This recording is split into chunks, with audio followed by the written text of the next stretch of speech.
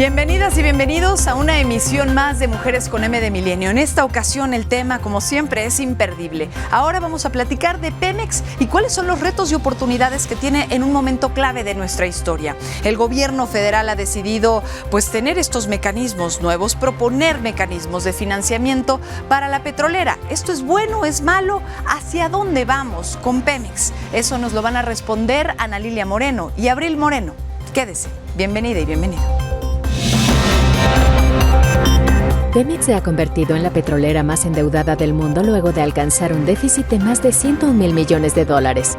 Ante esta situación crítica, la Secretaría de Hacienda anunció una nueva estrategia de rescate financiero mediante la emisión de bonos respaldados por activos por un monto de entre 7,000 y 10,000 millones de dólares. Estos bonos estarán respaldados por activos de la empresa productiva del Estado, es decir, los ingresos futuros de ciertos proyectos, como las ventas de crudo, servirán como garantía para los inversionistas. Esta maniobra busca fortalecer la liquidez inmediata de Pemex y permitirle cumplir con pagos de deuda.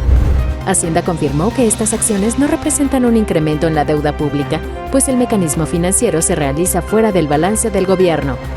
Los expertos advierten que estos bonos implican riesgo, pues el éxito depende de que Pemex mantenga una producción y rentabilidad constante en los activos comprometidos.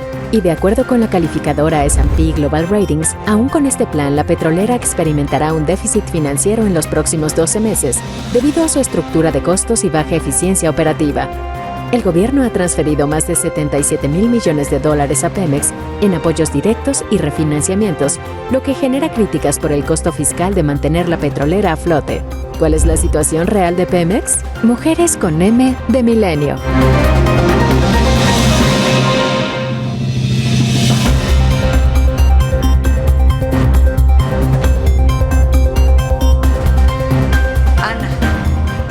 Necesitamos entender entonces, ¿buena o mala idea seguirle metiendo dinero al señor Pemex? Bienvenida.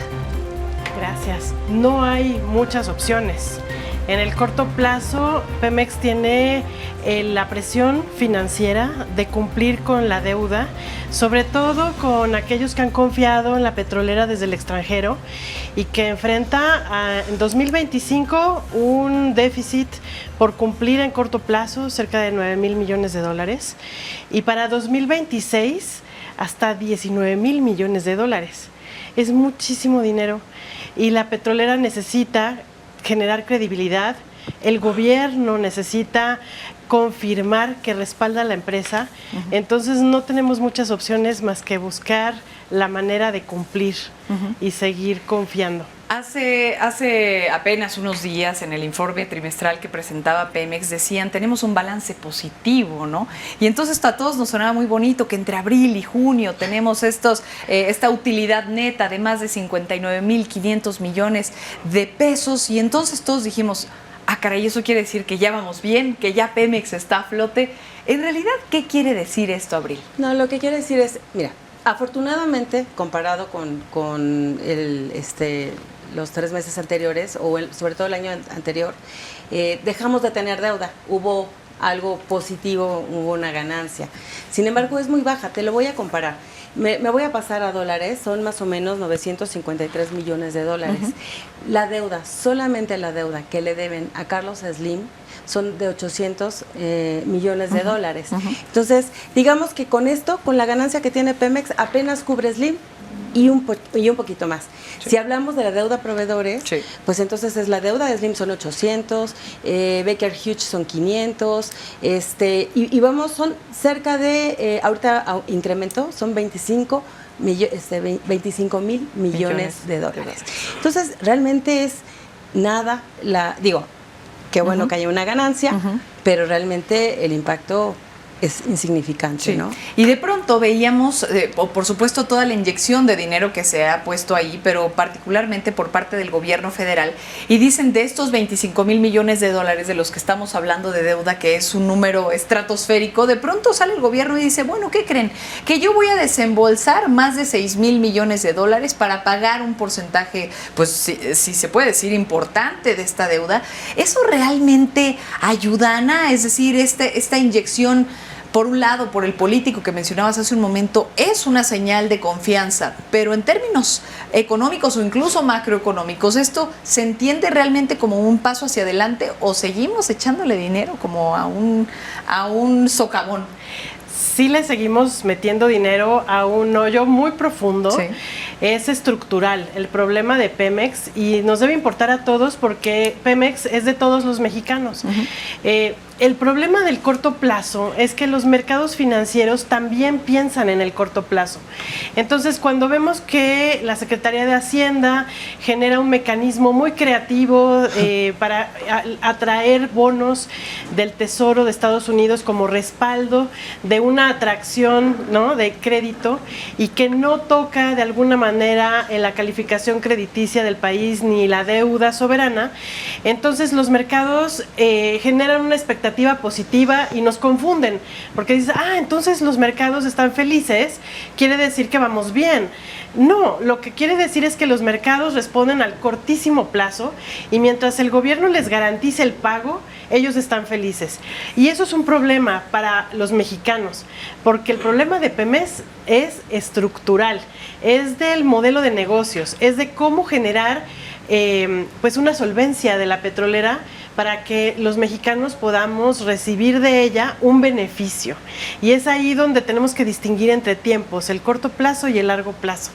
Eso nos lleva entonces directamente a lo que habías mencionado hace un momento, Abril, es decir, el gobierno de Claudia Sheinbaum planteando esta estrategia de la que además nos mencionas hace un momento y que de pronto dice, estamos buscando vender 10,000 millones de dólares, pero lo dicen así, en valores inversionistas internacionales, como para poder obtener un poco, de financiamiento, si es que es la palabra correcta, para poder cubrir parte de la deuda de Pemex. ¿En dónde se puede descarrilar o desrielar este asunto si es que es algo estructural? O sea, ¿en dónde empezaríamos a ver las grietas de una propuesta así? Que entiendo, si no estoy bien, dímelo así, es una estrategia que se entiende como el pick-ups.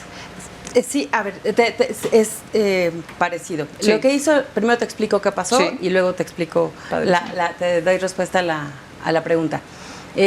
Lo que hizo el gobierno, como dice Ana Lilia, fue pues un mecanismo muy creativo en donde crearon una empresa con bonos del Tesoro de Estados Unidos, sí, que se llama Eagle Luxemburgo. Entonces ellos tienen la seguridad de que se va a pagar pues sin endeudar justamente, sí, al soberano, al Estado, a Pemex.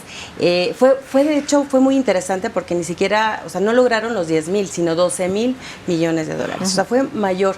¿Por qué? Porque la gente decía, es a corto plazo, la tasa es muy buena, nos dieron 6.1%, se garantiza, entonces voy y la tomo, ¿no? Eso fue lo que pasó. Es positiva en este corto plazo porque Pemex tiene deudas operativas y deudas financieras a corto plazo muy importantes. Una, la que ya comentamos, que es el 25,000 millones, sí, de dólares en proveedores. Pero también tiene que pagar de aquí al 2029, que es un poco lo que decía Ana, el 55% de la deuda financiera. Estamos hablando que ahorita bajó la deuda financiera a 98,000 millones de dólares. Entonces, de eso tiene que pagar para el 2029, tiene que pagar eso. Entonces, digamos que a corto plazo pues se ve bonito, pero me voy a subir a lo que dijo Ana, sí, es el corto plazo versus el largo plazo, ¿no? Entonces, ¿qué es lo que pasa? Que el gobierno va a tener que encontrar los mecanismos para pagar a esa tasa de 6.1 cuando se termine, creo que quedó para el 2030, ¿no? Me parece, o 2029, o sea, en poquitos años tiene que empezar a hacer esos pagos, ¿no? Entonces, es volver, al final sí es una deuda. Sí. O sea, queda como una deuda, ¿no? Sí.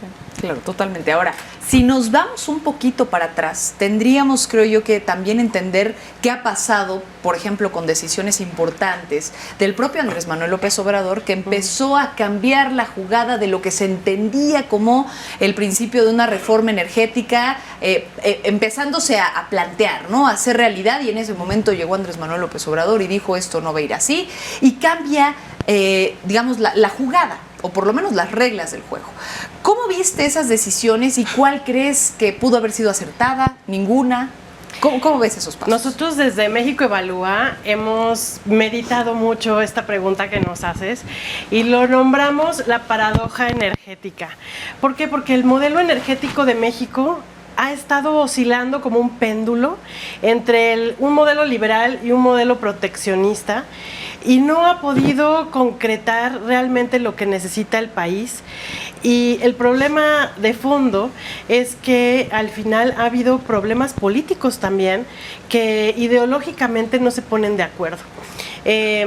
Desde nuestra óptica, lo que sería una visión más integrada y más positiva hacia el futuro sería, por supuesto, la transición a energías renovables, a energías limpias, a otras formas de garantizar el suministro, y también aprovechar la integración de Norteamérica. O sea, Norteamérica es el bloque más potente en energía para el futuro que puede tener el planeta. Una integración norteamericana nos garantizaría no solo el suministro, sino también la posibilidad de atraer la inversión de industrias que obviamente consumen toda la energía que se necesita.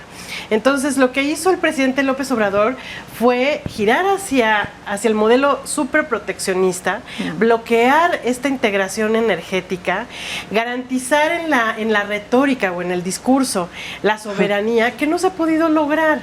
O sea, México necesita de Estados Unidos necesita de México, Canadá necesita de Estados Unidos, y en ese modelo el problema es que retrocedimos como 25 años. Entonces ahora tenemos que recuperar la manera de otra vez ubicarnos en un modelo que nos lleve a una conexión con la industria y a un progreso como país. Fíjate, tocas un tema interesantísimo que es el asunto de los privados, ¿no? O sea, también el dinero que pudo haber entrado a través de ese tipo de licitaciones, de contratos de perforación y de extracción, que pues era prácticamente la columna vertebral, creo yo, de la reforma energética de Enrique Peña Nieto unos años antes, ¿no? En 2013 aproximadamente.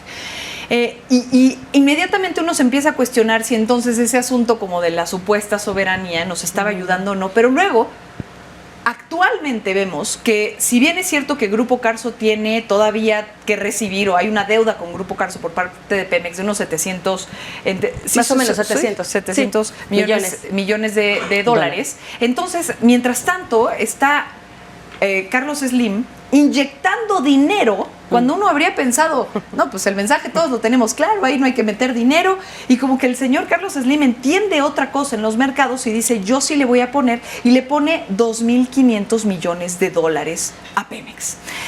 ¿Quién en su sano juicio, y si no es, y además el hombre más rico de México, qué está viendo Carlos Slim?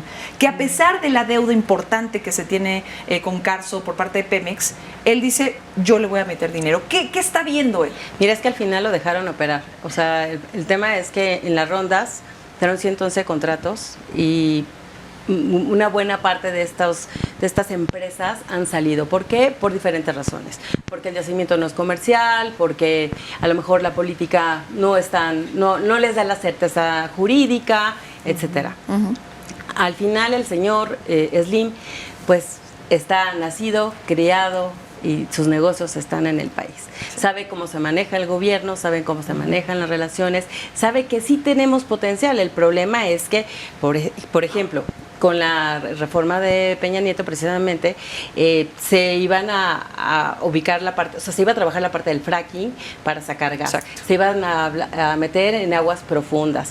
Se minimizó el tema de la operación de refinación porque es donde más pierde la petrolera, ¿no? Sí. Entonces, claro que hay, o sea, sobre todo en exploración y producción, claro que hay un potencial. Digo, no nos podemos comparar con los 10,000 millones de barriles diarios que produce Estados Unidos, pero sí tenemos un potencial en gas. Entonces, lo que él está viendo es esto, existe algo, yo tengo el dinero, tengo la infraestructura, tengo las relaciones, y entonces, pues, yo puedo aguantar un poco ahora los pagos para, en un mediano largo plazo, pues, tener alguna mayor ganancia, ¿no? Es unas por otras. Sí.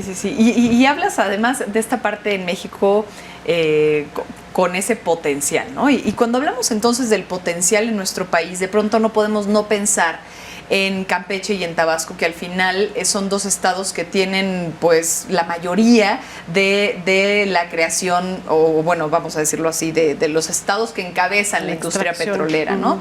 Y si bien vemos ahí, por ejemplo, la sonda de Campeche con casi el 40% de producción, también vemos una caída en su PIB del 5.5% en los últimos 3 años, un aumento en su trabajo, en sus puestos de empleos pues informales. Entonces, nos tenemos que preguntar sí o sí, a pesar de que estos estados son pues petroleros, o sea, inminentemente petroleros, por lo menos es su prioridad en términos económicos, y les está yendo mal, si es que no lo estoy leyendo distinto, ¿qué nos dice eso también sobre lo que ocurre con nuestra gente y nuestro país, que están directamente relacionados? Pienso en los 15,000 empleos que se perdieron en Tabasco precisamente por medidas de este estilo, ¿no? Donde no hay producción al 100%. Claro, es que estamos viviendo un cambio de paradigma energético en el mundo. Cuando México pues tenía esa esperanza de ser un país petrolero y de darle a su población una renta que pudiera solventar el pago de derechos, por ejemplo, una salud pública universal, una educación pública universal, pues se pensaba en la abundancia del petróleo y en la redistribución de esta renta petrolera. El modelo energético actual es otra cosa, o sea, el que funciona debe ser descentralizado porque la tecnología también lo permite. Entonces, el modelo descentralizado está conectado con la estructura productiva de cada estado, de cada provincia, los países que tienen esas distribuciones, y entonces le permite a la entidad federativa tomar sus propias decisiones productivas. Entonces, donde hay tal vez petróleo, bueno, continuar con el petróleo, pero que se pueda también derramar en forma económica a la población en una manera tributaria, pero también donde haya energía solar, donde haya energía eólica, donde haya esta oportunidad de descentralización. Y esto tiene que ir acompañado con la estructura legal, con la estructura jurídica institucional de los países. Hay países que ya lo tienen. Alemania es un ejemplo de esto, España es otro ejemplo, y México sigue como en esta lógica centralista, en esta lógica de que Pemex y CFE deben ser las estructuras principales y que lo que opine la localidad no importa. Por ejemplo, las refinerías, ¿no? Tenemos 7 refinerías ya en el territorio nacional y cada una tiene su propia problemática, y la gente, bueno, se conecta por medio del empleo, ¿no? Por medio de las pensiones de los pensionados, las familias, pero realmente las decisiones locales respecto de esas estructuras las toma el gobierno central, las se toman en la Ciudad de México, en la torre de Pemex, ¿no? O en CFE. En CENER. O en CENER. Entonces, ese es el problema de que estamos viviendo como querer poner vino nuevo en odres viejos, ¿no? Sí. De hecho, estás tocando ahora un punto importantísimo que no podemos no tocar cuando se habla, por supuesto, de petróleo, gas, Pemex, etcétera. ¿Qué es eso? Es buscarle la energía renovable, que es hacia donde se supone que el mundo está tendiendo a ir, ¿no? Si pensamos en países nórdicos, Suecia, Noruega, Islandia, Dinamarca, bueno, hasta algunos que no son como Uruguay, están haciendo una transformación, una transición más bien, de justamente los combustibles fósiles a las energías limpias sin realmente afectar sus economías. Nosotros tenemos esa posibilidad de por lo menos encaminarnos hacia allá, a pesar de que ahorita las medidas claramente no son por poner el dinero en las energías limpias o renovables. Claro, tenemos solamente en solar, somos el 4º país con potencial solar en el mundo. Wow.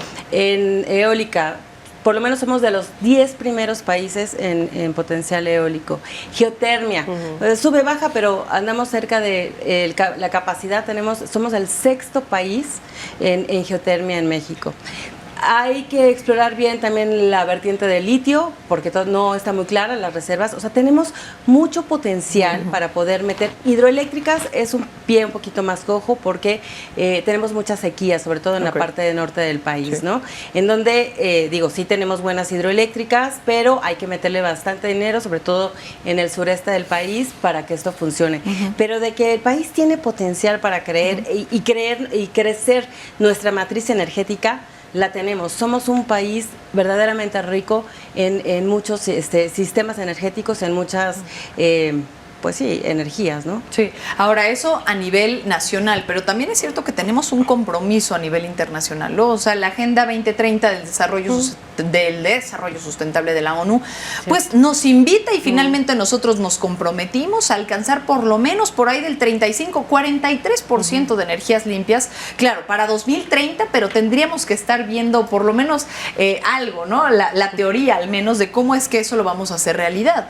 Entonces la pregunta es, si hoy nosotros estamos ante un 75% que produce el gobierno de energías fósiles contra solamente un 25% de energías limpias y no se ve una tendencia, ¿cuáles tendrían que ser hoy por hoy no sé si las decisiones, pero por lo menos los planteamientos por parte del gobierno, de los senadores, de los diputados, etcétera, para empezar a encaminarnos en un rumbo un poco más sostenible o sustentable de acuerdo a nuestros compromisos internacionales? Bueno, me parece que las leyes ya se aprobaron. Ahorita estamos en un momento ya de observar los reglamentos, los lineamientos, toda la articulación, los vasitos, ¿no? Capilares del sistema.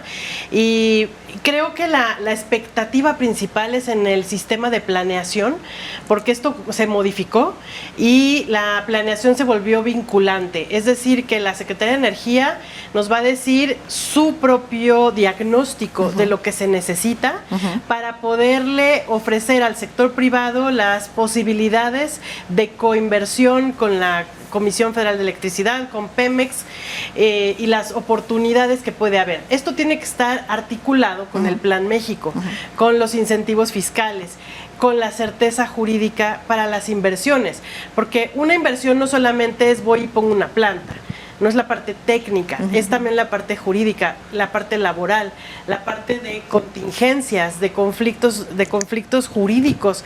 Y esto se problematiza cuando vemos que el ecosistema pues plantea una reforma judicial nueva que brindó mucha incertidumbre al sector privado.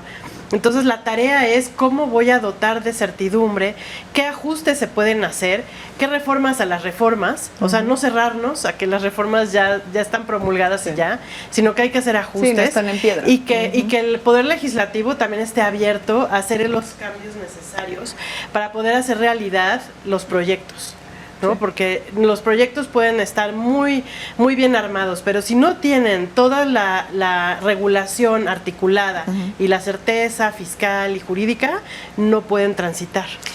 ¿Qué tan viable sería pensar, por ejemplo, en una quiebra técnica, ¿no? O sea, en una bancarrota que se utiliza tantas veces, ¿eso es viable siquiera para Petróleos? Pues ya está en quiebra técnica.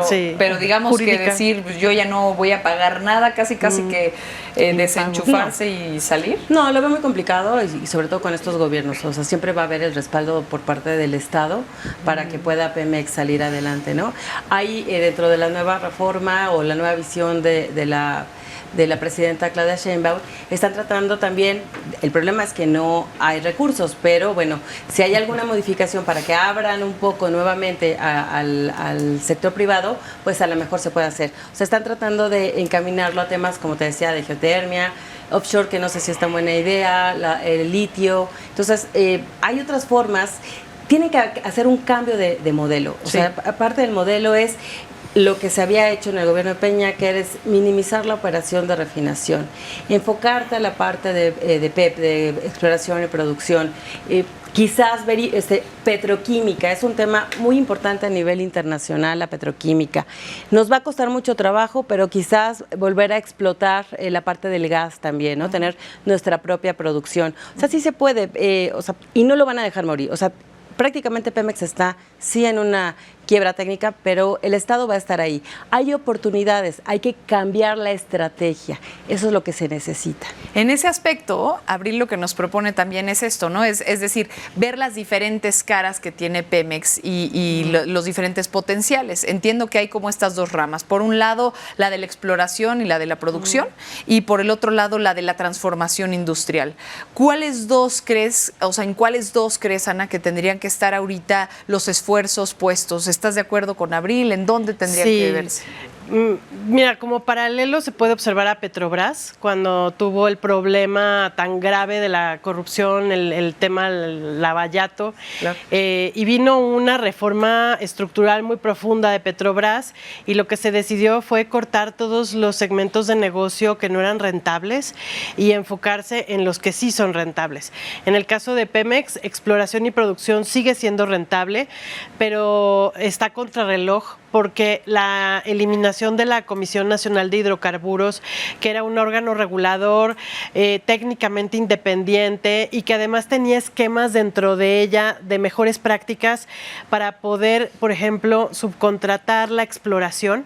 O sea, venían empresas de todo el mundo con las mejores tecnologías, con barquitos en el Golfo de México, en toda la cuenca de Burgos, a explorar dónde están las reservas, no las de primera mano, sino las reservas que debemos de tener guardadas para ir generando como nuestro propio inventario de reservas. Eso está suspendido por el momento, en lo que todas esas funciones las reabsorbió CENER. Entonces ya no tenemos la transparencia que teníamos antes y no podemos observar cómo está viendo el gobierno hacia el futuro pues la exploración y producción. Y esto lastima el mercado porque el mercado, si no ve transparencia, va a otro país, ¿no?, a invertir. Entonces lo que necesitamos es recuperar lo que sí funcionaba del modelo pasado, que CENER sea abierta a la transparencia y a la información para que los inversionistas vean las oportunidades, ¿no? Otro tema es la refinación, que pierde mucho dinero, que requiere mucho dinero para poder reconfigurar las refinerías y también transparencia de cómo va el dinero que supuestamente se le ha invertido para que refine mejor, para que produzca más gasolina y menos combustóleo, para que el parque vehicular de los mexicanos confíe en la gasolina que está consumiendo y para que podamos encontrar estos óptimos entre la importación y la producción nacional, ¿no?, y garantizar el suministro. Todo esto requiere pues un replanteamiento, una reingeniería. En ese replanteamiento, Abril, ¿tú lo ves similar? ¿Cuáles dirías que son tus conclusiones para dejar como este mensaje un poco más claro frente a lo que ustedes saben como expertas y en un panorama sí complicado, ¿no?, que ya llevamos muchos años de verlo y que ahora al parecer algunas piezas se empiezan a mover y qué podemos hacer ahí? Mira, básicamente el tema es, no es mi voz, lo que voy a decir, son la voz de las calificadoras, de Moody's, de Fitch, de H Ratings. ¿Qué es lo que dicen? Tiene que haber un cambio de modelo de negocio que significa reducir o minimizar la operación del Sistema Nacional de Refinación, que es a lo que realmente es productivo, es enfocar tus esfuerzos, ¿no? Entonces, esas son las dos primeras. Claro, este es un tema también social, se abre, porque no puedes quitar las refinerías, porque entonces, ¿qué vas a hacer con todos los trabajadores, no? Pero también se puede hacer una transición energética justa, en donde se puede ir poco a poco capacitando a los trabajadores para que a lo mejor empiecen a aprender temas de petroquímica, fortalecer el tema de petroquímica, o a lo mejor los puedes ayudar a que aprendan sobre la parte de geotermia, que al final la parte de geotérmica y la parte de exploración y producción de petróleo son muy similares, o sea, la parte técnica son muy similares, entonces también los puedes caminar para allá. Tiene que haber como decía Ana, yo creo que algo de lo más importante que hay es la certidumbre jurídica. El gobierno tiene que darse cuenta que, dadas las condiciones en las que se encuentra Petróleos Mexicanos, tiene que permitir que haya iniciativa privada, que participe con capital, que participe con experiencia, que participe con tecnología, que pueda apoyar a que haya este desarrollo. Entonces, no sé si se llamen rondas, no sé de qué forma, pero un contrato como los que estaban en el pasado antes de Peña Nieto, muy pocas empresas, contratos de servicio, muy pocas empresas van a querer participar así. Entonces, tienes que darle certidumbre de que cuando ellos tienen un yacimiento, un campo, y si es comercial, pues ellos van a poder explotar, vas a pasar el dinero a Petróleos lo va a vender quizás y le vas a devolver el dinero. Entonces, además, tienen que tener la certidumbre jurídica, tienen que tener la certidumbre de que si son proveedores les tienes que pagar, tienes que haber un cambio nuevamente regresar a la regulación, a la comisión, a lo mejor no se llama Comisión Nacional de Hidrocarburos, pero tiene que haber una gobernanza y una regulación en el sector para que las empresas puedan y quieran seguir participando. Entonces, es un cambio de visión, como decía también Ana, no es dejar de verlo tan nacionalista, dejó de ser la palanca de desarrollo tristemente, ¿no? Tenemos que ver en dónde sí nos puede ayudar y en dónde ya no nos puede ayudar. ¿Y qué pasos tenemos que hacer jurídicos, estructurales, financieros, etcétera, para que se pueda llevar a cabo esto? Pero si continuamos con una visión 100% nacionalista, todo centralizado, va a ser imposible que Pemex salga a flote. Porque hoy se van a seguir haciendo las inyecciones a capital por parte de Hacienda. Se van a seguir buscando bonos por aquí y por allá. Se van a seguir condonando impuestos. Se va a seguir bajando la tasa del DUC, del Derecho de Utilidad Compartida, para petróleos mexicanos. Ahora creo que quieren, pues van a trabajar y ver qué van a hacer con el pasivo laboral, hacer alguna negociación. Pero limpiamos todo esto, dejamos terso esto. Y vamos a regresar porque no hay un cambio de estrategia, no hay un cambio de modelo de negocio, no hay un cambio de visión política. Entonces vamos a seguir arrastrando a Petróleos Mexicanos en lugar de sacarlo con ese orgullo que antes sentían todos los mexicanos por la empresa petrolera de México. Gracias, Abril. Gracias, Abril. Gracias, Ana. Y al final, pues mire, la voz la tiene usted. Acaba de escuchar a dos expertazos en el tema. Lo que nos quedamos es entender que, por un lado, está la importancia económica, pero también está el peso ideológico y lo que conlleva en este momento para el oficialismo una bandera de soberanía nacional que ha implicado cambios y afectaciones importantes en el funcionamiento de un Pemex que lleva muchos años sin trabajar, por lo menos en números negros. Así que a partir de ahora, los cambios de que son urgentes creo que es claro para todos. La cuestión es si se van a hacer, cuándo se van a hacer y cuáles se van a hacer. Con todas estas preguntas la dejamos y nos vemos por acá en la próxima emisión.